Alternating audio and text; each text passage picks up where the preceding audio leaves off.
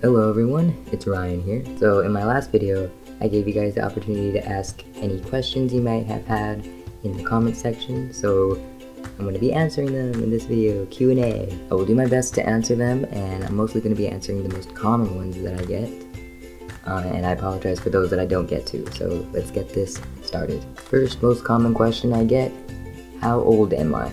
I am 18 years old, and my birthday is on August 27th, 1997, so put that on your calendars. Second most common question, how tall am I? I actually really dislike being asked how tall I am because that's something I'm very dysphoric about and insecure. But if it will somehow help some of you guys to know how tall I am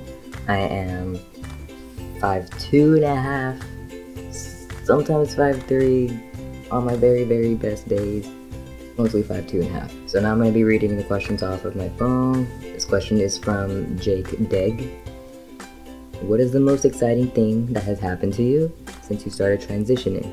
And have you ever considered having kids in the future? Definitely the most exciting thing was my voice, because it was something that I really, really wanted to happen. And it did. So, very content with that. And as for kids, I always pictured myself having twin boys. I don't know why. I don't know where I got the idea from. I just always pictured it like that. But obviously that's going to be more difficult because of my situation. And so I do think I'm going to be looking into adoption at some point, or some other fancy procedure. I don't know yet. I'm still pretty young, so that's pretty much way into the future. So this next question is from Jay Eng. Sorry if I didn't say that right. Did you have hip dysphoria? And if so, how did you deal with it? I did have a little bit of hip dysphoria, but it wasn't that bad because I'm really small and I didn't have big hips to start with. But it was annoying, trying to fit into pants. What I did to kind of overcome that is wear shirts that wouldn't stick to my hips either, that they're long enough to go below my hips and they're wide enough to be a little bit flowy. Since I started testosterone, they definitely shrunk a bit, or the fat has deposited elsewhere in my body, so I don't have much hip dysphoria anymore. Next question is from Chia Yin. Sorry again if I mispronounce any of your names. How did you tell your parents that you are transgender? The way I told my parents is that I didn't tell my dad at all, but I did tell my mom through a letter that I wrote explaining all my feelings and my plans for the future, and I just kind of assumed that she would go on to tell my dad because I was really scared to tell him anything, and I still avoid talking about the subject at all to him. But she kind of did what I thought she was going to do, so I avoided that part. This question is from Ezra Sandoval. How do you stay positive, and do you shave your facial hair often for it to regrow thicker? What I've been doing lately is that I've been doing, I think what it's called, the backwards calendar. So instead of looking to the future and seeing how much more time you need to go through and everything that you need to do, I look back and see how much I've accomplished and kind of see all the days that I've ticked off, how many days I've been on T, what I've already done, and that kind of helps me continue moving forward. As for the facial hair, I'm not sure whether you're referring to being pre-T and shaving or being post-testosterone right now shaving, but I guess I'll do both. Pre-T, I did shave every now and then, but the thing was that I was already growing a little bit of facial hair because my testosterone levels were naturally higher than the average biological female, so that's what kind of spurred that growth.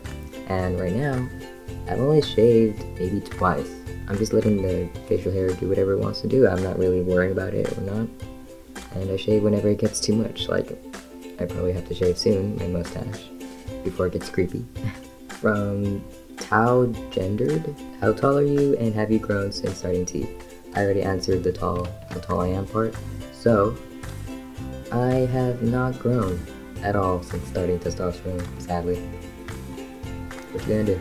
From Alex Carranza. Do you use an STP device when going to the restroom? I don't.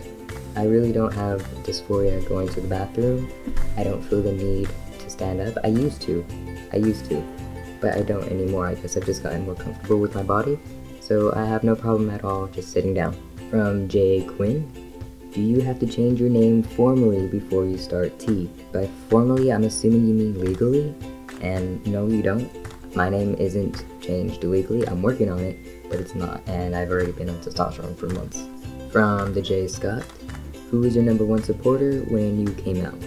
I would say family-wise, it was my big brother. He was very, very supportive. He just immediately started calling me by my preferred pronouns and my preferred name, and that was really, really refreshing, because at first I wasn't really feeling accepted by my family, and he was the first one to make me feel like it was okay to be who I am, besides, my friends at school. From Sir Rains, was it hard finding your boxer size? If it was, how did you manage to find your size? So I already know what size I am in the boys section. I'm an extra large or a large, depending on the shirt. So I just kind of went based off that, because I use, boys underwear as well, because it's what fits me. So I just figured that if I'm a large in this, I might also be a large in the boxers. So I just grabbed those, tried it on, and they fit. That's just how I found it. And this one's from Finn. If you got to go back and start T earlier, / come out earlier, would you? My answer is hands down, yes. I feel like my journey would have been a lot more smooth and easier than it is right now. And sometimes I'm a little bit bitter, because I feel as though my childhood as a small boy was robbed from me, that I didn't get to experience that. So definitely I would have started earlier if I could have. From Stanley Crowell, are your hands and feet growing at all on T? I wouldn't say that my hands are growing lengthwise. I already have pretty long fingers, but I feel as though they're, I don't want to say manly, I feel like they're meatier, I guess. And as for my feet, they actually have grown. I don't know if it was from testosterone though, but they've grown since I've started, and they've grown half a size. From Journey with Alex, in terms of emotions, do you get as emotional now in terms of crying and stuff than you did before? I wouldn't say I get more emotional, like I cry more or I get angry more.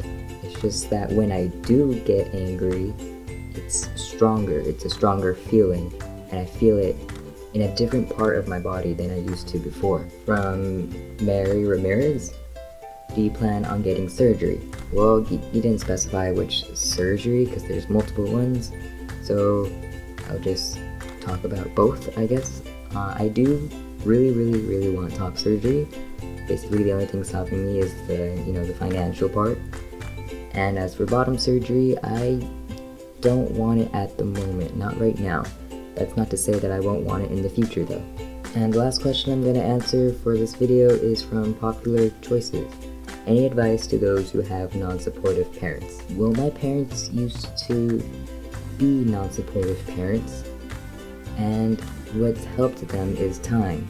So if you recently come out to your parents and they're not supportive at first, that's not to say that they won't be in the future, because people can change their minds, and ultimately they're your parents and you are their child. I know not everyone gets a happy ending. Some people do not have good relationships with their parents at all. But one of the things that I did was really try to educate mine, like showing them documentaries about other kids who are also transgender, so they could see that it's not such a rare thing, that it's actually very common. There are other people out there like me, some of which are younger and already know what they want, and also showing them other parents to these transgender kids, so they could have someone to relate to, because they may think that they're the only ones dealing with this when they're not. So to summarize all of that, I would say to give them lots of time, lots and lots of time. It's taken my parents years, so it might take yours years, it might take them months, it might take them days. It depends. And also to educate them if they are willing to listen. That's all the questions that I'm going to be answering for this video. I didn't want it to make it too long, so sorry for those that I didn't get to. I will be doing another Q&A video sometime in the future, and I will let you guys know when that is. Thank you everyone for all of the questions. I hope that my answers will help you in some kind of way. For those of you who have been struggling with your gender identity in your home or at school, just want you guys to know that you are always in my thoughts, and I hope things come together for you soon. So if you liked anything in this video, be sure to give it a thumbs up, and also follow me on my social media like Twitter, Instagram, and Snapchat. I follow everyone back on Snapchat. I will add you back, and we could snap on there, so that's a lot of fun. I've loved seeing all of your guys' faces and watching your guys' stories, kind of getting to know all of you. I also want to thank you guys because I am over 2,000 subscribers. I'm almost at 3,000, and that's a pretty big thing for me. So thank you very much. It's very, very unexpected. So I love you all. Thank you so much, and I'm always going to be here for you. I hope you all have a wonderful day, and I'll see you next time.